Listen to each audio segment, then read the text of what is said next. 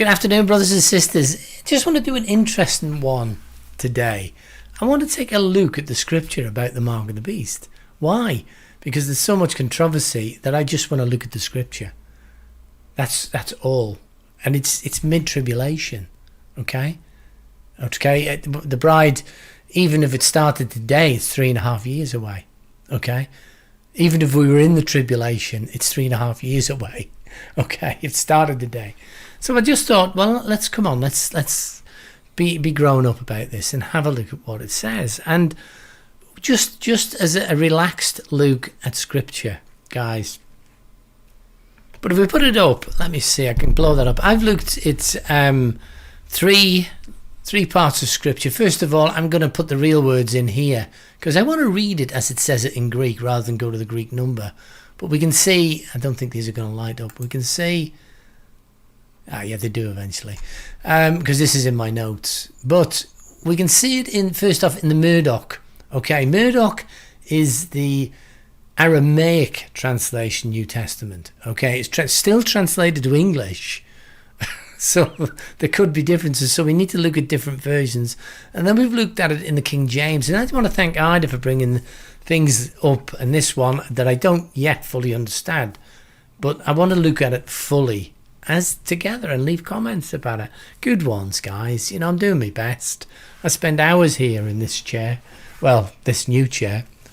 But let's just have, in Revelation 13:14, let's take it from there. And he seduced them that dwelleth on the earth. He got round them. He seduced us. He tricked us, okay? To erect an image. An image. So the image, okay? To the beast of prey. Beast of prey. Okay. That's been translated in so many ways, but that's what it says. Who had a wound from the sword and recovered. Well, it hasn't happened yet. Okay. Now the beast could be said to be a nation or an empire or China or America. It could be any, or even, dare I say, Israel.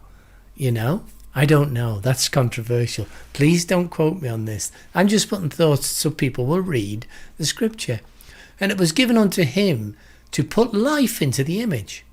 That's what it says. Is this spiritual? We're going to see this? I think absolutely so.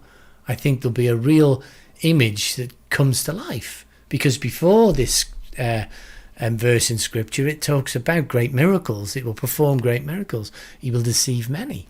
Okay? So it's the image, bit me tongue. It's an image of the beast of prey. And to cause that all who would not worship the image comes first. They're not worshipping the image. Okay?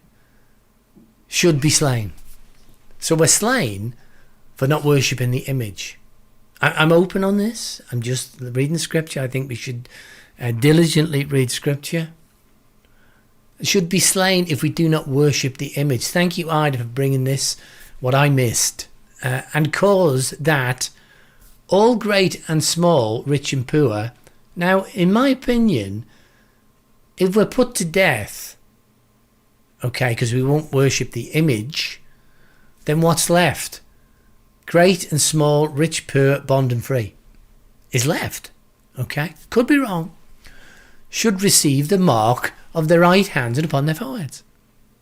Now you could read it in many ways because that's scripture. And that's why so many religions, false religions, cults and other things have risen, because you can read things many ways. But that's how I read it in the literal. So that no one might be able to buy, sell, except those who have the mark. So we're killed. Those tribulation saints then are killed if they don't, or anybody is killed if they don't worship the image. Okay? And then if I look at it in the King James, just as a comparison, I've looked at it in many sources, and I even put it onto the Greek, which I will write and share with you if you want me to. And deceiveth them that dwell on the earth. Okay, so it speaks a bit different. The means of those miracles which he had power to do in the sight of the beast. So the beast is a system. The Antichrist was here at the beginning, okay? Right at the beginning. It's the evil one. Anything that's not Christian. Jesus said it 2,000 years ago. Indeed, the Antichrist is already here. Saying to them that dwell on the earth that they should make an image to the beast. Same thing.